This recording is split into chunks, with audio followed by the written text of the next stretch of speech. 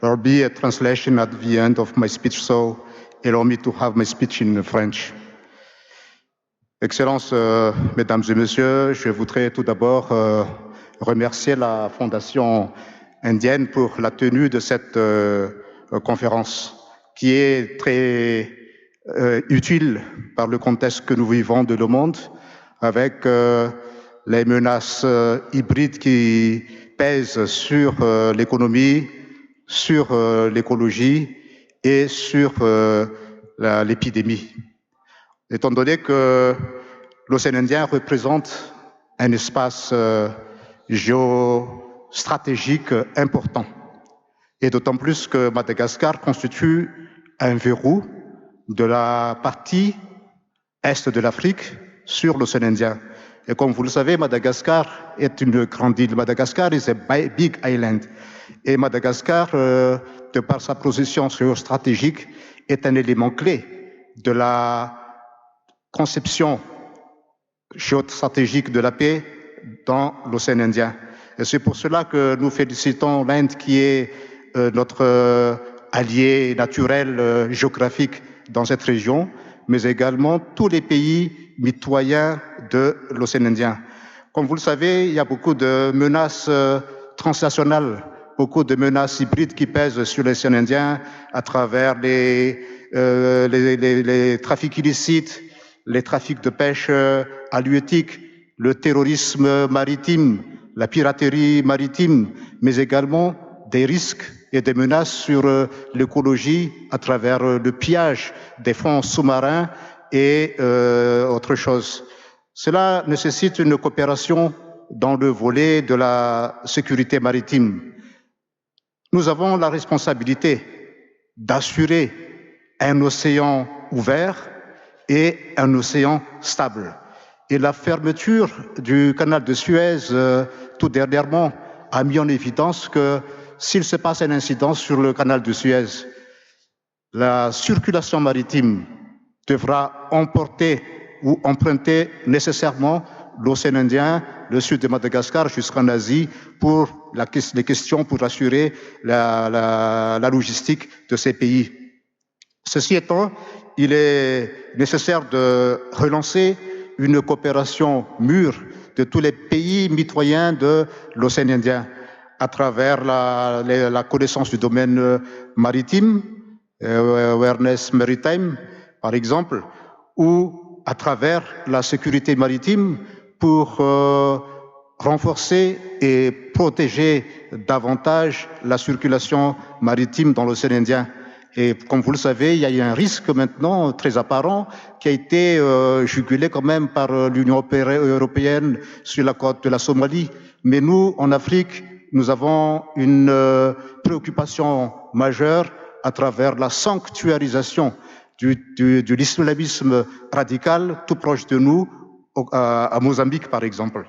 Aussi, il était évident que nous devons tous partager nos réflexions pour renforcer davantage la coopération maritime, la coopération de sécurité à travers une stratégie peut-être intégrée de tous les pays, mais aussi de travailler ensemble pour la connaissance maritime sur les recherches océanographiques, sur la connaissance du domaine maritime pour réduire les risques écologiques. Et enfin, nous sommes tous frappés par la crise de la Covid. La crise de la Covid pèse sur le transport logistique, pèse sur l'économie parce que nous sommes victimes économiquement de la hausse de la logistique due à cette crise de la Covid qui a des impacts très négatifs sur le coût des conteneurs, sur le coût des transports maritimes et sur le coût d'approvisionnement en termes logistiques. Je ne vais pas vous parler plus de ces problèmes parce que tout a été développé par les précédents orateurs, mais ce qui apparaît, c'est que à travers cet océan Indien, il nous faut travailler davantage pour disposer de l'économie bleue, Blue Economy. Et dans cette économie bleue, il faut que dans la région de l'océan Indien, nous participons tous ensemble, de l'Asie jusqu'à l'Afrique, pour constituer un ensemble économique nouveau qui va travailler davantage sur le concept de l'économie bleue régionale. Et je vous remercie, Excellences, Mesdames et Messieurs. Thank you very much. Can we have the English translation now, please?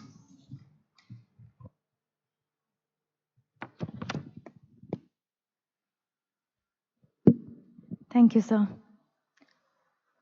The Minister is very happy to be here today and attend the Indian Ocean Conference 2021. The Indian Ocean is an important geostrategic space, and Madagascar is an island in this organization. There is some transnational hybrid threats in the regional security, which requires cooperation in the different maritime security schedules and aspects. We need to ensure an open and stable ocean because we know that the closure of the Suez Canal, for example, has an impact on the size of the Indian Ocean. We need to relaunch mature cooperation between neighboring countries of the Indian Ocean. The COVID crisis impacts maritime logistics and transport. This impacts the economy of island states. This means we need to work together through oceanographic research and knowledge of the maritime domain to reduce ecological risks. Thank you. Thank you, sir. Thank you very much. May I now please request Ambassador Ashok Sajanhar to... Oh, sorry, I'm extremely sorry. No, sorry, we are not going to take any questions, we've been told. The questions can be tweeted or can be sent in writing, and they will respond to it to the concerned person. If they can just write down their question and give their email, they will directly respond to that. So I will now request Ambassador Ashok Sajanhar to please go to the podium and felicitate the Honorable Minister.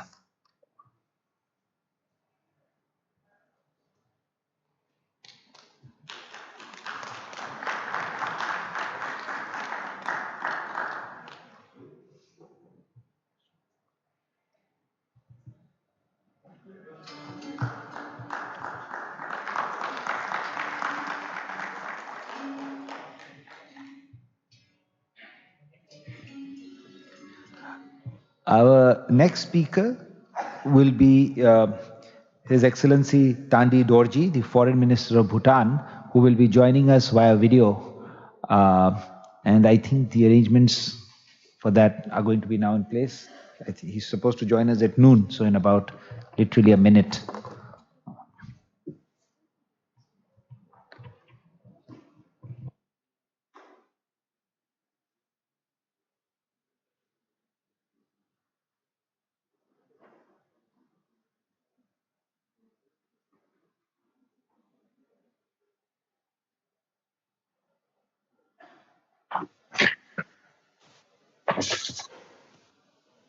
Mr. Moderator.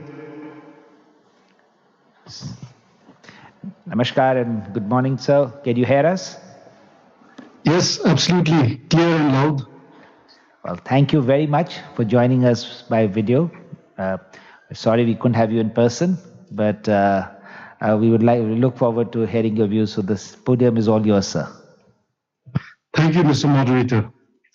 The former Prime Minister of Sri Lanka, Excellency Ranil Wickremesinghe, Excellencies, distinguished speakers, ladies and gentlemen, it is an honor for me to be able to participate in the 5th Indian Ocean Conference being held in the UAE. I would like to thank the organizers for making it possible for me to attend this event virtually. I commend the organizers for arranging this platform to bring together all stakeholders from across the region to engage in meaningful discussions for deepening regional integration, particularly during these COVID times. COVID-19 has devastated our economies, but it has given us the opportunity to cooperate and reshape our society and economy. The theme of the conference, Indian Ocean, Ecology, Economy and Epidemic, is both timely and relevant as the world emerges from the pandemic to focus on economic recovery. Ladies and gentlemen, our physical environment is facing an existential crisis due to climate change. Sea levels are rising. There are water shortages, increased fire threats, and infectious diseases. Annually, new temperature records are witnessed around the world. Climate change, as we all know, is a global challenge that threatens the economic and social stability of our nations. However, climate change does not affect all countries equally. Some countries are more vulnerable than others. Much like any other country with arid climate, the UAE is already facing consequences of soaring temperatures and is at the risk of losing its developed coastline. But it is comforting to note that the UAE is one of the pioneer countries making efforts to control climate change. The ecological and human costs of rising temperature is unimaginable. Ignoring this reality will cost us all dearly. Nestled in the Himalayas and far away from the Indian Ocean, Bhutan faces as much risk from climate change and global warming as the UAE and other low-lying countries. Bhutan, which is carbon negative, and a country whose constitution mandates that 60% of forest protection at all times, has not been spared the brunt of climate change. The melting glaciers in the Himalayas pose constant threats to climate-sensitive sectors such as hydropower and agriculture, which are the country's mainstay. The glacial lake outburst floods, or GLOF, that could unleash at any moment would bring ruin to entire river basins. Further downstream, in the Indian plains and deltas, millions of people will also bear the brunt of this catastrophe. GLOF has happened before in Bhutan, and its impact still remains in the memories of those who were affected by it. The rising sea levels in the low-lying areas, the threat of desertification in the Gulf, and of mountain tsunamis in Bhutan illustrates that we are all deeply interconnected by climate change. Bhutan has made concerted efforts against global warming for the last many years. So have many other nations in the region. Yet our individual efforts to address a collective problem will not amount to anything collective unless action is taken. Considering how our economies and well-being are linked to the ocean, a strategic partnership between different actors around the world against climate-fueled catastrophes is urgent. Apart from climate change, the COVID-19 pandemic poses a threat to the Indian Ocean region. Like climate change, COVID-19 also does not respect any national or physical boundaries. It has impacted economies both at sea and on land. The pandemic and the measures put in place to contain its spread has led to disruptions in connectivity, trade, commerce, tourism, and severely overwhelmed the healthcare systems. It has also exposed how our health and well-being are linked to the health of our oceans. The pandemic has also underscored the importance of ensuring supply chain diversifications, the need to bridge digital divide both within and between countries, and to reassure our healthcare requirements. Even here, only collective efforts can bring about the desired outcome.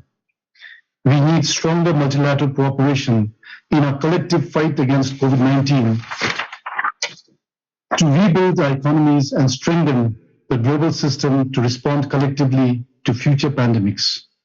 Excellencies, ladies and gentlemen, let me conclude here by saying that the Indian Ocean Conference provides an important platform to engage in meaningful dialogues for regional cooperation in the Indo-Pacific region. It is important that we seek a collective solution to address our common challenges, including building back better from the pandemic to ensure a diversified and resilient Indo-Pacific. I look forward to productive and fruitful discussions today and wish the conference much success. Thank you and Tashdil. Thank you very much, Your Excellency.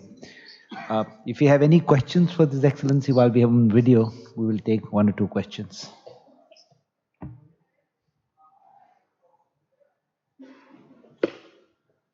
Yes, sir, please.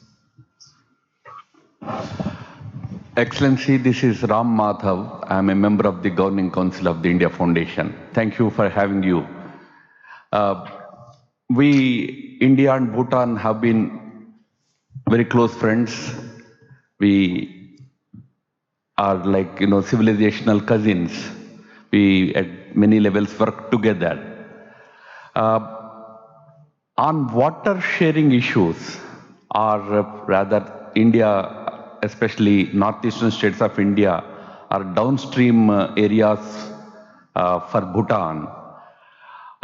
Occasionally we find some irritants in water-related issues. They are not major issues at all, I know, they are very small and we sort out whenever such issues arise. But I'm just trying to draw your attention to that one challenge which sometimes creates some problems in northern Assam. Do you have any comments to offer on that? Do you have challenges with regard to water so that you face challenges to share it with downstream country and downstream states? Thank you, Minister. Thank you, Mr. Madhav. The last time we met was in Maldives. It's good to see you again. I'm sorry I couldn't be there physically. You are absolutely right. Bhutan and India share very good friendly relations, and the foundations of our friendship has been built between the great leaders starting from history. The main area of cooperation, as many of you know, is also on the hydropower sector, which is water related. We have several water projects which benefit not only Bhutan but also India. And the irritants that you are mentioning is regarding at the border, there are certain areas in both in India and Bhutan that require the same source of water for its irrigation and drinking purposes. And because of the pandemic situation, with the border having been closed, it was difficult for the Indian side to come into the country to make sure that the irrigation channels were cleared, that the drinking water sources were protected. And I'm very happy to report that the Royal Government of Bhutan has supported all the people living in the bordering areas and ensured that without disrupting the COVID norms, we have cleared the channels for the Indian side, and especially in the state of Assam and a few places in West Bengal. But as you mentioned, Mr. Madhav, I think it's very critical that Bhutan shares its water resources. We are mindful of the floods which occur during the summers when there is plenty of water, and then when there is less water during the winter months. And so we need to find a common ground. We need to share our expertise and see how we can build reservoirs that will help during the drought season, and with the help of our hydropower systems, which are dam-based, to ensure that excess water is not released during the summer seasons, which can cause floods downstream. So I hope to take this up closely, and following this, we will continue to engage with the Indian government to see how water sharing resources can be done in the mutual interest of both our countries. Thank you. So yes, please.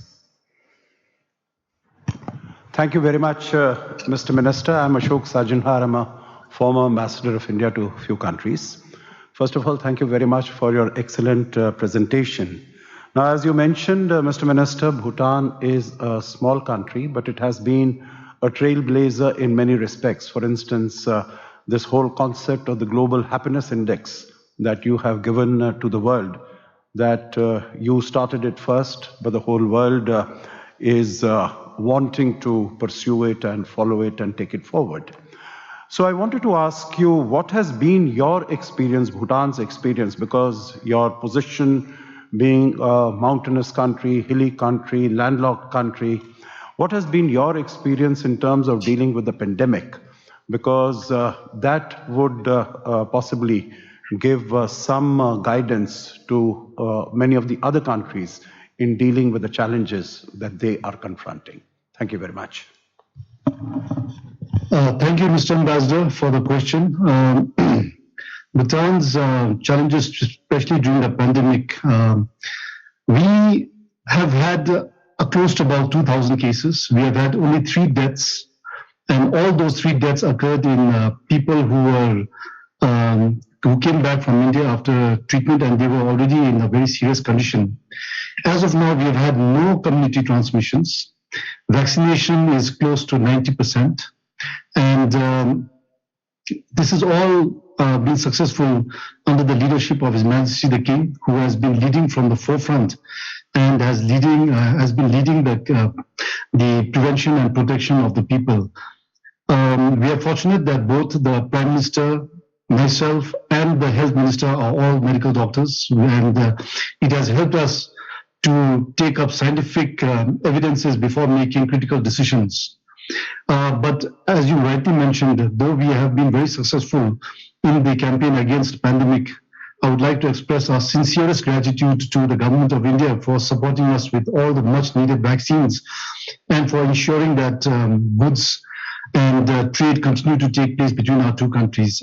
You know that we are landlocked, and so the challenges has been to ensure that trade continues to take place. That economy has taken a very severe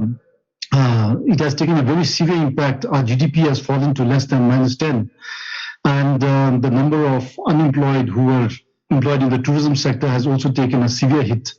We have never closed our borders as such, but our travel restrictions, which require 2 weeks of quarantine for all visitors, including the Prime Minister and myself, we had to undergo this quarantine. And so this has made it difficult for especially the tourism sector to restart.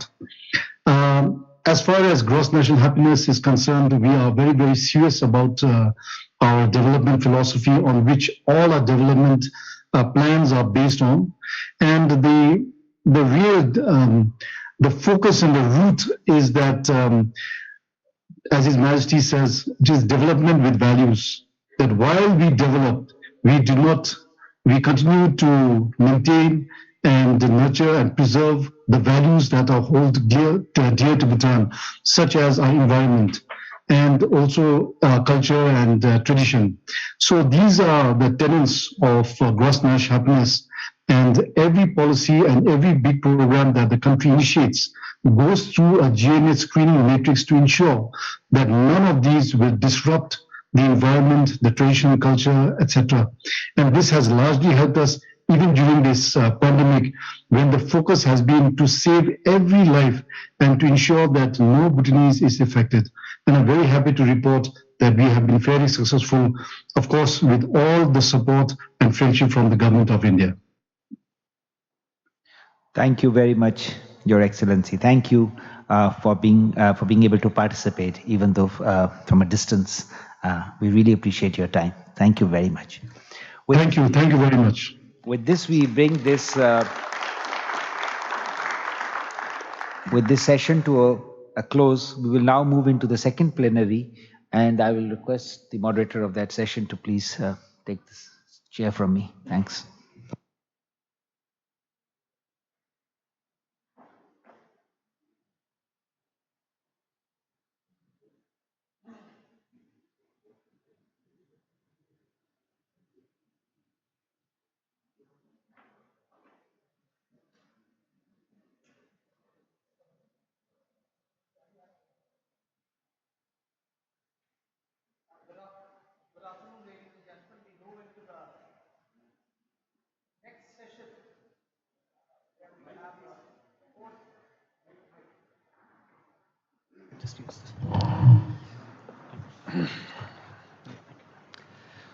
Good afternoon, ladies and gentlemen. We move to plenary 2, where we have 4 eminent speakers in this particular section.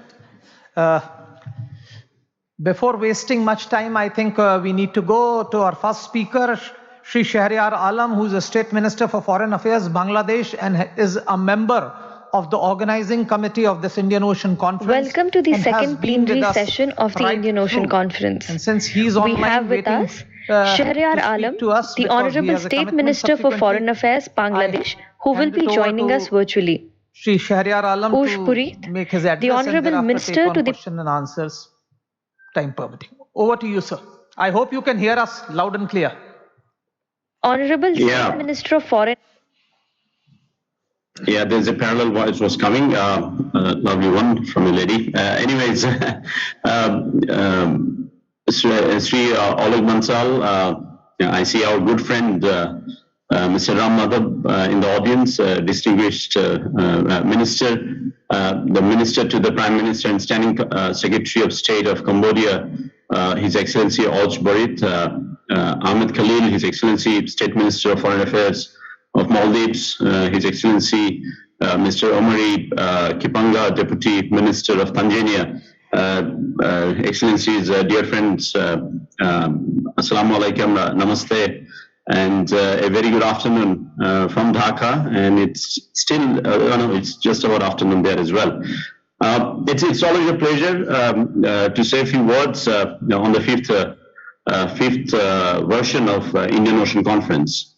I had the good fortune to attend some of the previous outing, and I convey my gratitude to the organizing committee for inviting me on such an august gathering. If I were not engaged in our own World Peace Conference in Dhaka, and in a few minutes we'll go down for the closing session that will be chaired by graced by Honorable Prime Minister Sheikh Hasina. But if I had not engaged with this, I would have never missed the opportunity to attend all the panel discussion of the very important fifth round of Indian Ocean Conference. Indian Ocean, the third largest water body of the world, is of course paramount significance for regional security, connectivity, peace and prosperity. The geographical location and geomorphological conditions of the Indian Ocean region have made the region one of the most vulnerable ones. It constitutes the lifeline of our globalized world, providing very vital sea lanes of communication and feeds Asia's largest economies. Around 80% of the world trade, world's seaborne oil trade passes through the choke points of this ocean. It literally connects the east to the west. Therefore, Indian Ocean Conference has built up a very important platform to discuss and pursue shared interests of the region. And this year's theme, in particular, Indian Ocean ecology, economy, and epidemic, is a very pertinent one, though very wide, to focus on the needs of collective efforts to fight all the menaces of present and future. The confidence, this conference should give the world community a wake-up call for a unified voice in coming days. Excellencies, ladies and gentlemen, kindly allow me to speak about the effect of COVID-19 outbreak, whether you call it epidemic or pandemic, and its negative impact on the economy. Like other countries in the region, Bangladesh has been hit hard, both at economic and health fronts, while the level of infections and death in Bangladesh were modest, if I may use the word. The losses in the economic front were obviously immense. Our economy, which was projected to grow over 8% in the last fiscal year, achieved again a modest 4% growth in 2020, and this year hopefully 6% by in a couple of weeks. I'm happy to mention that Bangladesh's economy has proved to be rather relatively resilient compared to many countries in the world to the shock brought about by COVID-19, despite the global economic downturn. In early October this year, the World Bank has forecasted that Bangladesh's gross domestic product would grow, beyond 6%. They projected actually at 6.4. The government, however, still we are aiming for a 7.2% growth for the fiscal year that ends next June. COVID-19 has put up inconsistent, hindrances for cross-national movements, as it was mentioned by His Excellency, the Foreign Minister of Bhutan. It has posed new threats in international trade and people-to-people contact. We, the nation, significantly dependent on cross-border trade, and manpower exports have become vulnerable to such unequal restrictions by many countries. Bangladesh, as an ardent proponent of safe and orderly migration, urges the Indian Ocean countries to form an unified voice to break the shackles of unusual puzzle. The challenges created by COVID-19, concerns over future pandemics, supply chain overdependencies, mobility disruptions have all brought to the fore new challenges of an interconnected world. They have also focused our attention to building capacities at home to make our efforts stronger. There is no alternative to sharing and collaborating our experiences and expertise. And many of you remember present here in this room in Abu Dhabi that our leaders, Prime Minister of India, Prime Minister of Bangladesh, along with other neighboring countries, actually committed as early as I think it was April or May last year, and we are happy with the level of cooperation that we have with the neighboring countries at least. The pandemic is a global phenomenon, therefore it necessitates coordinated global response, beyond our region, because we all know that this, in the SAARC region, our intra-SAARC trade is minuscule compared to our size of export-import or economy. This is how the human control over the pandemic will be established and rapid recovery from the economic downturn will be attained, hopefully. It is high time that we try to ascertain the impacts of the pandemic on our economies and find ways to bounce back for the overall economic recovery. I think it's very important for all of us. Excellencies, friends, as for ecology, I can simply claim, in line with the COVID-19 pandemic, the impacts of climate change have added many complexities to the geopolitical and geoeconomics in the Indian Ocean region. In many ways, the matrix of security itself has undergone transformation, which, with issues like climate adaptation, healthcare, supply chain resilience, cross-border mobility, all acquiring greater salience in our security and threat perceptions. Navigating those uncertainties will be a common challenge for all. Being one of the worst climate-affected countries in the world, Bangladesh loses 2% of its GDP regularly due to natural calamities and environmental degradation. As we speak, it's early December and it's raining Dhaka overcast. It's because of the cyclone Jawad, and our neighboring country, India is affected, but it looks like it's not going to impact that much, Bangladesh. But of course, the southern belts, the southern coastlines is always prone to those high salinity of the water, and the harvest gets affected surely.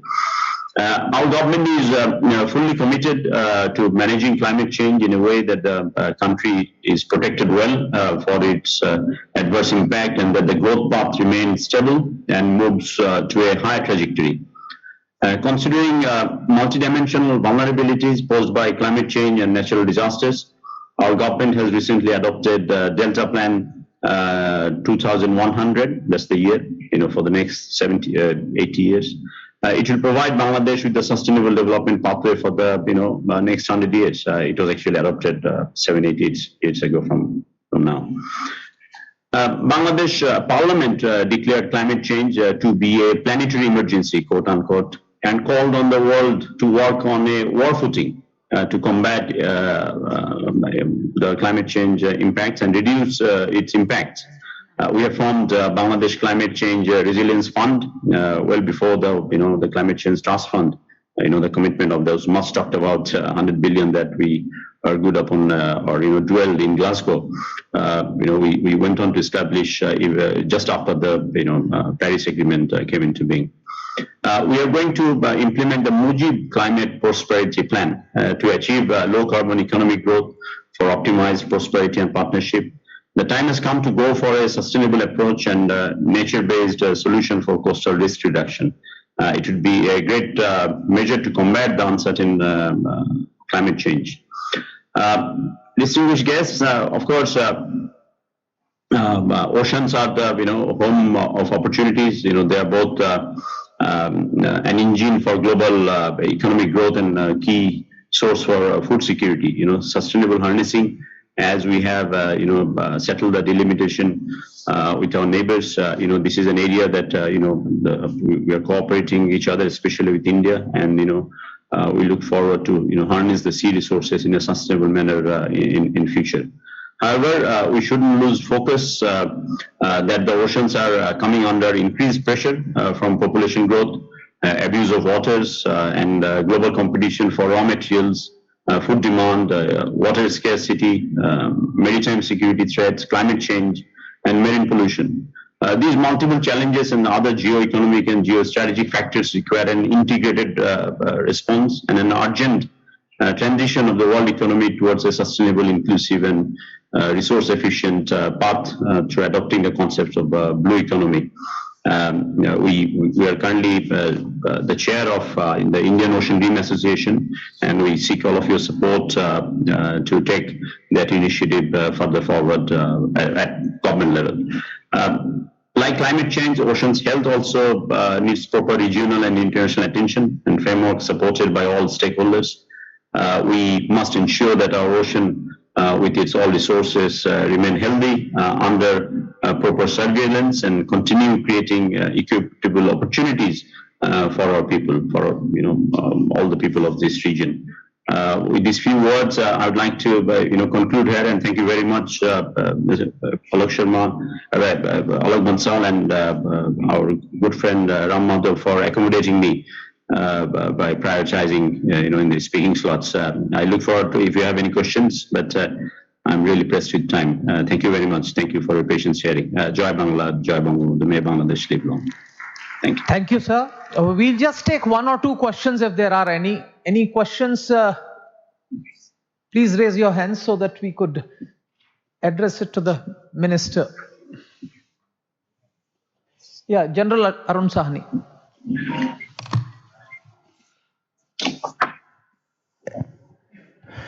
Thank you very much, Minister, for your very interesting talk.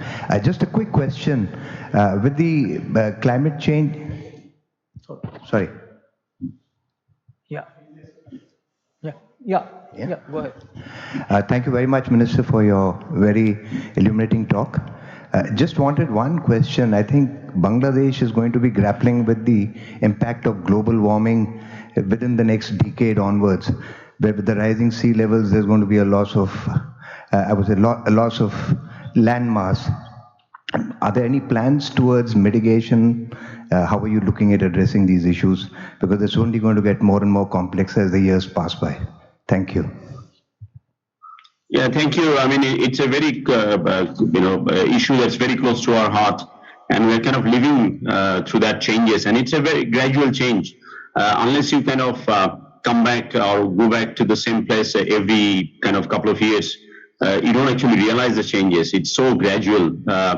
But interestingly enough, we have seen, places like Vashanchar, name Mother Nature creating, or we are kind of regaining some new land in our seas, the small islands. And I'm sure you are well versed with the district called Noakhali. Well, Bapuji came, set up an ashram, and in 30s and 40s. In bottom of Noakhali, if you look into our map, we do have some plan to reclaim some of this land and connect it with the mainland, but we have a huge chord that emerged. It's quite big in size, but what we are losing is the fertility of our southern arable lands in districts like Barisal, Khulna, adjacent area of Sundarban and all that. And what we are doing in terms of adaptation is we are developing and developed certain varieties of paddy rice that last couple of weeks, even if the water is with high salinity of water. So there are many other measures. We look forward to a greater cooperation in terms of research and development, and to secure, to some extent, secure the country for the future generation. But yes, we do, as some of your coastal areas, that linked with Bangladesh, the part of Orissa and, all that is also under similar threat. So we seek for a greater cooperation and understanding, and that's why we were so desperate at COP26. And, we pursue this agenda as the chair of Climate Vulnerable Forum, Prime Minister being the current chair at the moment. Thank you. Would you like to take one more question, or you are really pressed? Yep, I don't mind. Yep. Sandhya Jain. Thank you, sir. So you mentioned Orissa. Now, our state chief minister is trying to make an effort to regrow the mangroves, which is the best security against cyclones. Since Bangladesh has such a large coastline, are you also thinking of developing the mangroves? Thank you. Yeah, thank you. I'm not too sure whether you have been to Cox's Bazar, but both Alok Bansal and Ram Madhav paid a visit in Cox's Bazar. We have been benefited by afforestation in the coastal areas, and one of the great example of our cooperation between Bangladesh and India is in Sundarban we have actually increased the number of Royal Bengal tigers in the last 10 years or so, since we or someone detected that that species are kind of going to get extinct. So Sundarban works as a natural barrier when the cyclone hits. During the Amphan and Ayla in recent times, there are a couple of Nargis and comes with the fancy names. I don't know why they name them like that, but those are quite deadly. So yes, this is definitely an area looking after our mangrove, and that's actually paying dividend. We can definitely vouch for that. Thank you. We just take one more question and we'll wind up. Apur. Thank you, Minister Alam. Apur Mishra here from India Foundation. I was hoping you could make a quick remark about the importance of UNCLOS in protecting the ecology of the Indian Ocean region. Would you agree that adherence to UNCLOS and its provisions is a prerequisite for maintaining a rules-based order in the Indian Ocean region and also protecting its ecology? Thank you. Yeah, I think we both, all the countries in this, Bay of Bengal do respect, UNCLOS regulations, and whenever we have some sort of, I had to mention this, but we kind of fail to resolve it. We have taken, followed that principle, and of course, a rule-based order in the ocean is of essence. Surely, yes. Thank you, sir. Thank you for taking time out at this busy moment, just 20 minutes before the concluding session starts. Thank you very much. Thank you for understanding it. Thank you. Bye-bye. On behalf of India Foundation, we thank you. Pleasure. Thank you so much. Bye. Our next speaker is His Excellency Auch Borith. He is the Minister attached to the Office of the Prime Minister of Cambodia and is the Standing Secretary of State, Ministry of Foreign Affairs, Cambodia. He has also been the Vice Chairman of the Inter-Ministerial Commission for Combating COVID-19. I request Honorable Minister to kindly address the gathering.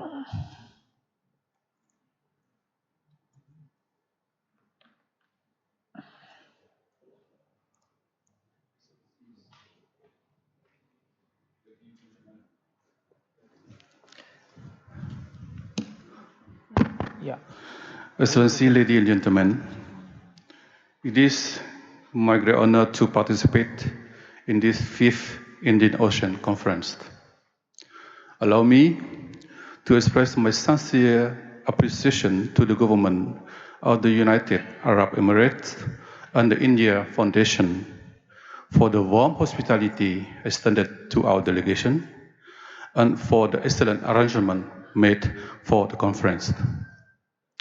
Let me also take the opportunity to congratulate the United Arab Emirates on its National Day of the commemoration of 50 years of statehood. Excellency, ladies and gentlemen, the theme of the forum, Indian Ocean Ecology, Economy, Epidemic, is timely and relevant at this time in history when the planet is struggling with the COVID-19 pandemic and its socio-economic fallout. Allow me to raise some idea to this August gathering for consideration. Like many other countries in the world, Cambodia has been severely affected by the current COVID-19 pandemic, socially and economically.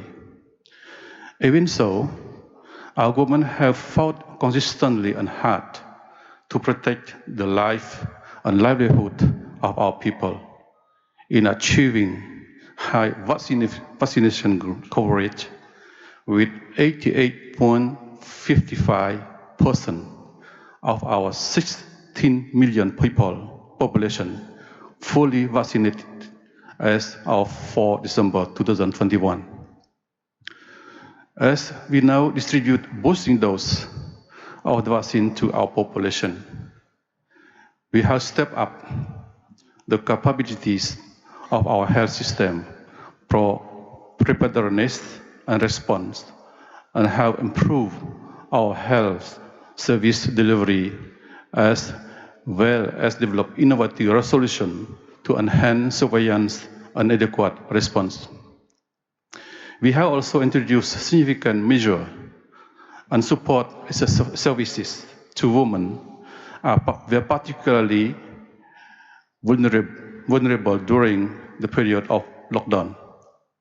Mechanism for protection from situation of gender-based violence and for increasing livelihood for women have all been part of our national plan.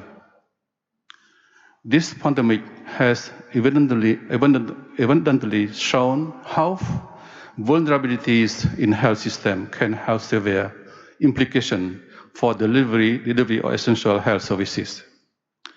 The transition from the current pandemic to endemic in the future is possible, but will require a long and collective effort nationally, regionally, and globally to ensure that the world will be safe again. In this regard, a global health diplomacy can be applied and practiced for strengthening global health security and global solidarity. For instance, as of November 28, Cambodia has received a total of about 40 million doses of COVID-19 vaccine, of which more than 11 million doses were donated graciously by China, Japan, the UK, the US, and COVAX facility. On the other hand, in the spirit of solidarity and contribution to global recovery and development, both of which are necessary to address inequities and inequalities, Cambodia has shared vaccine, medical equipment, and supplies to its neighbors, Vietnam, Myanmar, Laos, Timor-Leste, and Nepal. Excellencies, ladies and gentlemen, we live in a world that is becoming one world by virtue of its interdependencies, both economic and ecological. As much as our ecology is crucial for our human well-being and prosperity, the growing world population is placing our ecosystem under tremendous pressure. The relentless pursuit of economic growth continue to force nature to make way for large-scale agriculture, mining, infrastructure, and growing cities. There is no doubt that we urgently need to find sustainable solutions to contain the challenges we face collectively. Promoting green development is one of the foundational pillars to support a long-term socio-economic development that will enhance economic efficiency and strengthen climate resiliency. In this regard, we must strengthen and expand our regional and global cooperation to promote green development, in particular, encouraging the private sector to increase green investment, improving investment efficiency in all relevant sectors, and promoting green industry development and green technology adoption. We should further focus on advancing the blue economy through sustainable management and utilization of ocean resources. Thus, there is a need for enhanced global regional cooperation to harness these resources in more sustainable manner.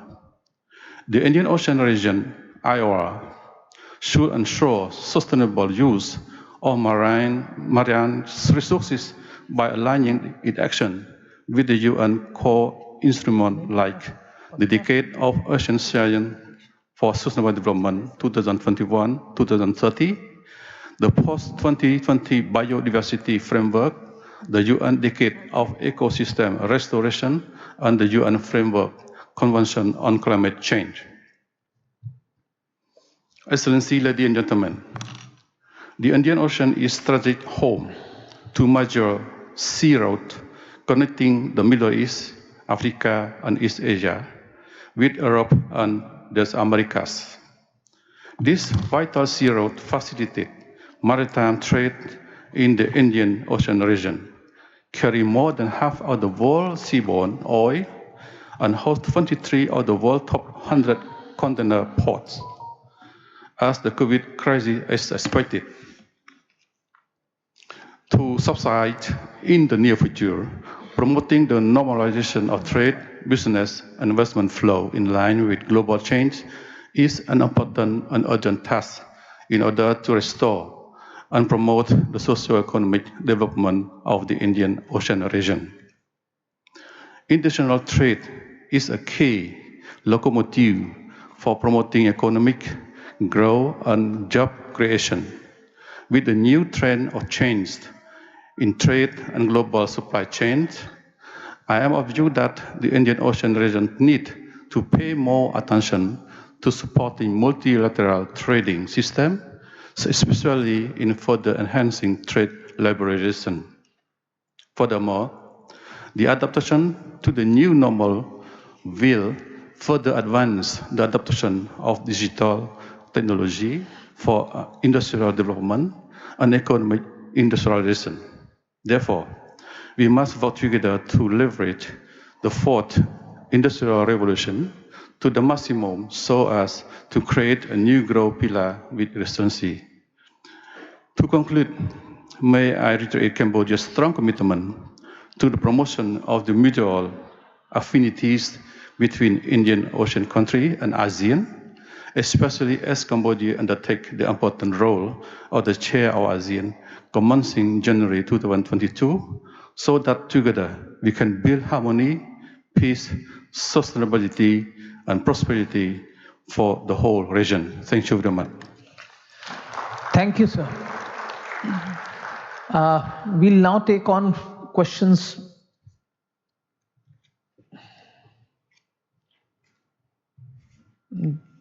Any questions? You can just raise your hands. You can just.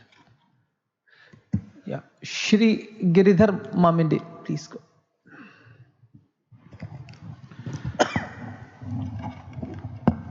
Thank you for your excellent talk, Your Excellency. I just wanted to ask you, how are you dealing with the challenges of shortage in water supply from the rivers and streams that come from China because of the dam construction they have done? You must be facing a lot of problems being a downward riparian state. Your environment is seriously impacted, as I understand. So is there a regional cooperation there? Is there something that you are doing which will probably help other states which are similarly affected in the region? Thank you very much for your question. It is very important. The water is very important for our people living along the river of Mekong. The question of the water every year, as you have been aware that we have our Mekong River Commission, and we had so far the cooperation with the other country, like we have our partner with the US, with Japan, with South Korea, even with China also. And every year we have a change, the communication, the information about the situation of the Mekong River.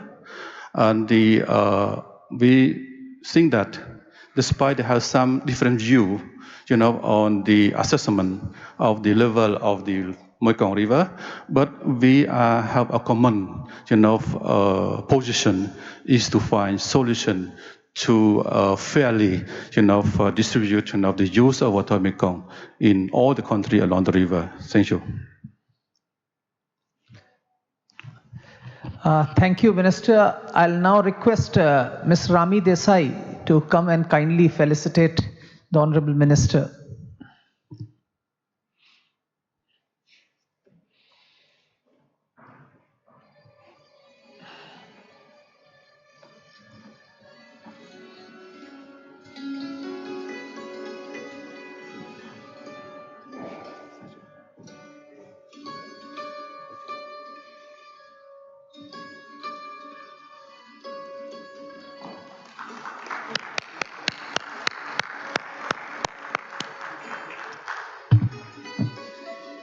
Thank you, sir.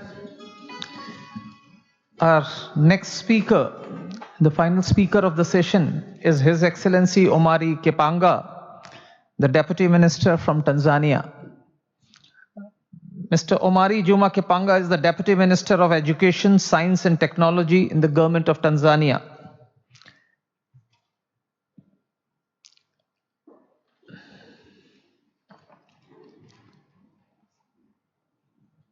I'll now request the Honorable Minister to kindly address the gathering.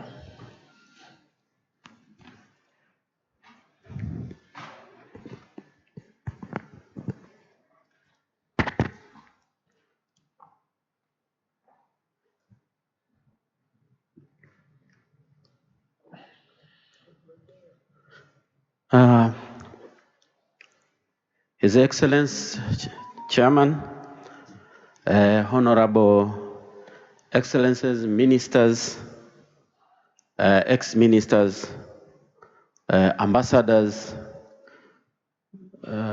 distinguished guests, our moderator, ladies and gentlemen, good afternoon.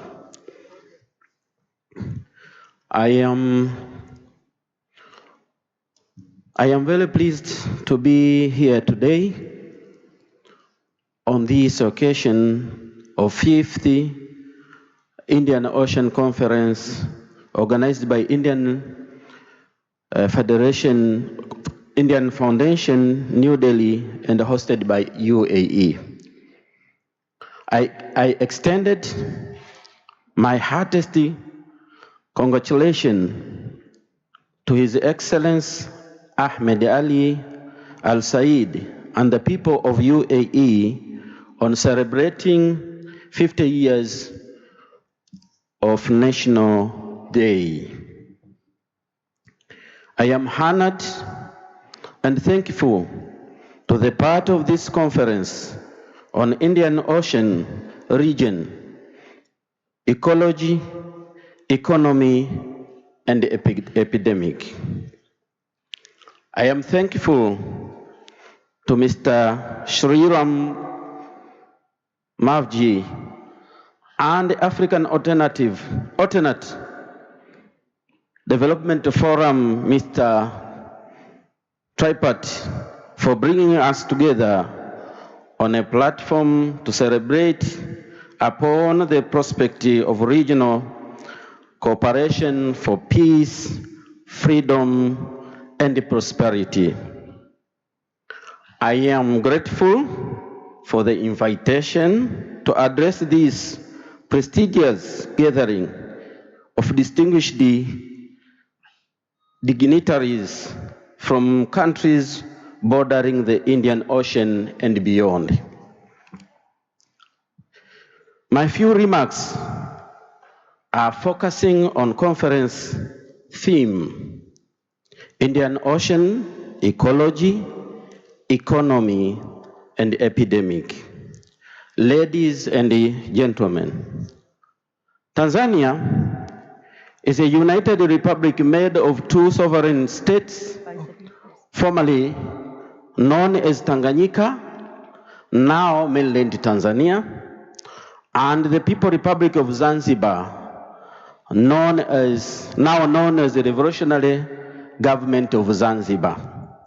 Tanzania has a long stretch of a coastline of over 1,400 kilometers and the exclusive economic zone of approximately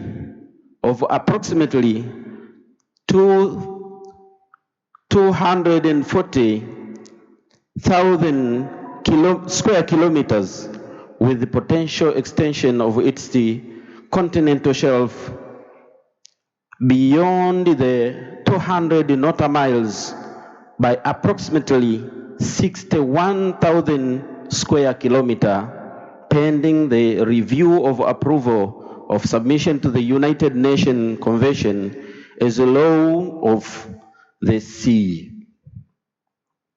This gives the country a significant area of the ocean under its jurisdiction. Ladies and gentlemen, economy strategy of 2022-23 to 2031-32. On its part, Zanzibar has developed its blue economy policy and is in the advantage is in the advanced stage of completing its blue economy strategy. At the regional level, Tanzania is involved in the development of blue economy strategy of Regional Economic Commission, such as the Southern African Development Community. Tanzania has participated in the discussion of blue economy in the Indian Ocean Rim Association. Ladies and gentlemen, lastly, let me also look about the COVID-19, which since early last year has disrupted and transformed human activities and behavior on different ways. All countries, including Tanzania, have been impacted and continue to be impacted by the pandemic. Sectors most affected are maritime transport, tourism, and the travel industry, which also means the fisheries sector and the other sectors closely linked to the tourism have been impacted too. The cascading effect of pandemic is beyond one imagination, beyond all over the world have been affected. In Tanzania, most of the people survive on daily wages, and as such, we as a nation can't afford to lock down our economy, and we must live with it. Tanzania decided to implement strict COVID management protocol, from spreading awareness among the people, observing social distancing norms, cleanliness, vaccination to contact tracing of suspect cases to isolation. Our aim was and is to contain the spread as much as we can and to encourage public participation. We are thankful to the Almighty, with whom blessing we are able to contain this pandemic. We have rolled out vaccination free of cost to all our citizens and the residents of the country, including all expertise. Our government aim is to provide free COVID care facilities and vaccination to all. Thank you for listening. Thank you, Your Excellency. We'll now take a few questions.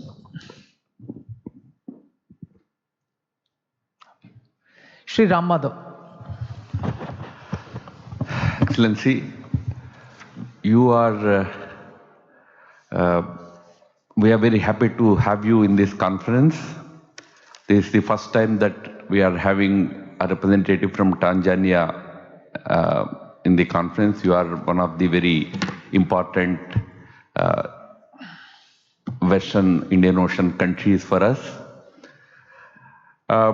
Tanzania being a country with a large coastline, huge, landmass, territory, agriculture-based country, still it is considered one of the poorest countries in the world.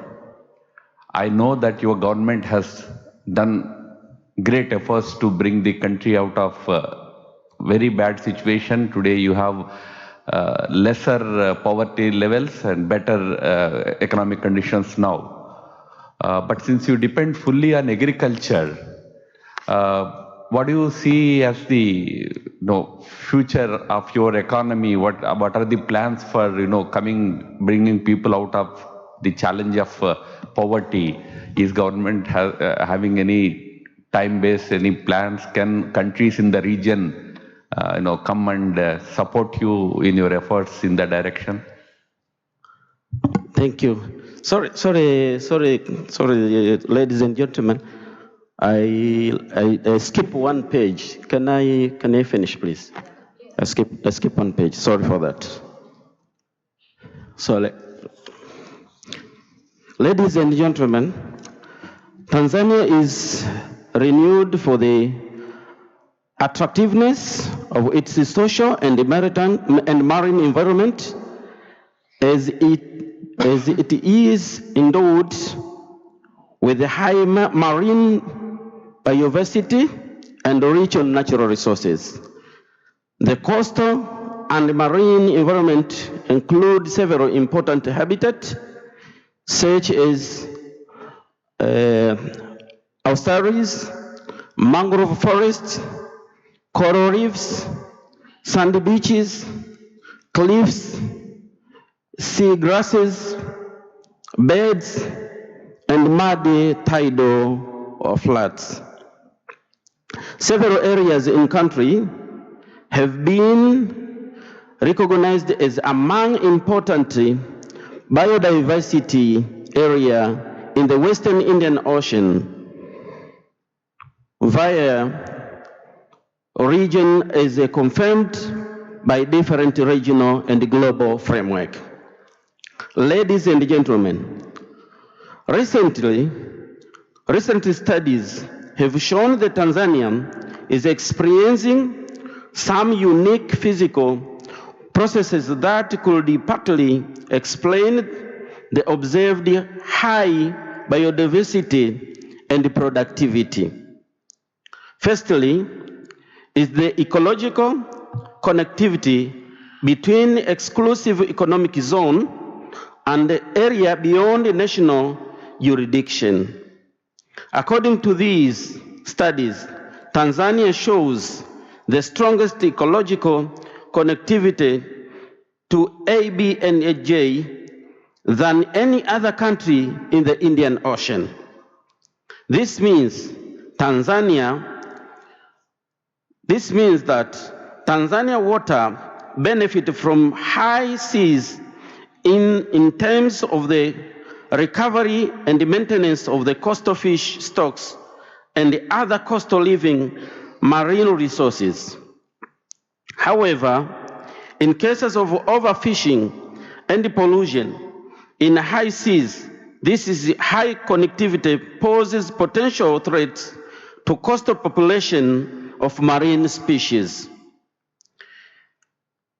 It is worth pointing out that climate change remains the single biggest risk facing the growth of the blue economy. For example, last year, ocean heat and mean sea level reached the highest on record. We need to protect the ocean from the further abuse and enable humankind to live in harmony with the ocean that sustains us. Ladies and gentlemen, one cannot have discussion on economy without mentioning blue economy, which is defined by the World Bank as a sustainable use of ocean resources for economic growth. improved with livelihood and jobs while preserving the health of ocean ecosystem. The blue economy is an emerging policy area that is subject to ongoing political discussion at the global, regional, and national forum. There is a growing awareness of the blue economy in Tanzania and in other countries in the region, such as Seychelles, Mauritius, and South Africa, that it offers the right and responsible way to secure and maintain benefit from coastal and ocean resources.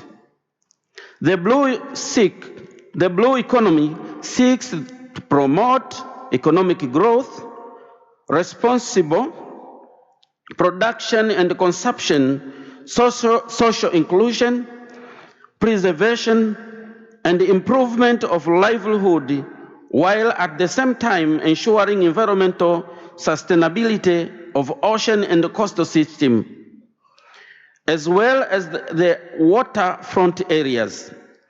Tanzania is in the process of developing Tanzania Blue Economy Strategy of 2022-23 to 2031-32. On its part, Zanzibar has developed its blue economy policy and is in the advanced stage of completing its blue economy strategy. At the regional level, Tanzania is involved in the development of a blue economy strategy of regional economic commission, such as the Southern African Development Community. Tanzania has participated in the discussion of blue economy in the Indian Ocean Rim Association.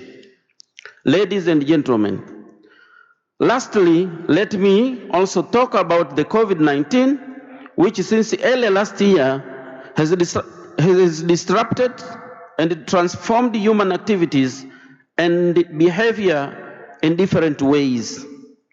All countries, including Tanzania, have been impacted and continue to be impacted by this pandemic. Sectors most affected are maritime transport, tourism, and the travel industry, which also means the fisheries sector and the other sectors closely linked to the tourism have been impacted too. The cascading effort pandemic is beyond one imagination. People all over the world have been affected. In Tanzania, most of the people survive on daily wages, and as such, we as a nation can't afford to lock down our economy, and we must live with it. Tanzania decided to implement strict COVID management protocol from spreading awareness among the people, observing social distancing norms, cleanliness, vaccination, to contact tracing of suspected cases to isolation. Our aim was and is to contain the spread as much as we can and encourage public participation. We're thankful to the Almighty, with whom blessing we are able to contain the pandemic. We have rolled out vaccination free of cost to all our citizens and the residents of the country, including all experts. Our government aim is to provide free COVID care facilities and vaccination to all. Thank you for listening. Thank you, Your Excellency. You answered the question which Sri Ram Madhav had asked in your additional presentation. Can you repeat, please? I said you answered the question that he had asked. Can you repeat the question? Yes. I said you are such a beautiful country. Yes. Tanzania, Zanzibar are supposed to be very beautiful places for tourists. Tourism is a big revenue generator for your country. Agriculture is your mainstay. What are the plans for bringing people out of poverty in your country? Because Tanzania used to be considered one of the poorest countries in the world. Although the situation has improved in the last 10-15 years because of the efforts of successive governments, poverty levels have come down. Yet you need a long way to go. A big country, beautiful country, lot of agriculture opportunities. Probably you need some progressive policies to develop your economy. I asked if you have any good roadmap. You have answered it partly in your additional presentation. Yes. Yeah, we have so many measures which we have taken as the government on how to eradicate the poverty to our people. And as you know now, our country has moved from lower economy to middle economy. We are improving our infrastructures. We have the strategic project now is going on in our nation. The SGR, the standard gauge rail, but we have also the very big power generation pond has been constructed, which also we will sustain our power availability. We have different program in agriculture, which also can sustain our villages on how to cultivate and make a production so as we can reduce that poverty. Thank you, Your Excellency. Any more questions? I'll request Admiral Anup Singh to kindly come up and felicitate the Honorable Minister. Admiral Anup Singh, who is the former Commander-in-Chief of the Eastern Naval Command of India.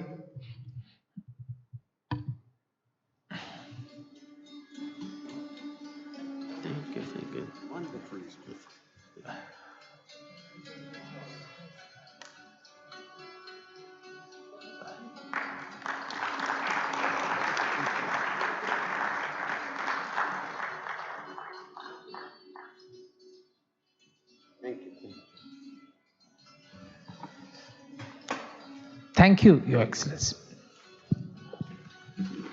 Thank you so much, sir. I now request everyone to please join us for lunch. We will resume our next plenary session at 2:30. Thank you.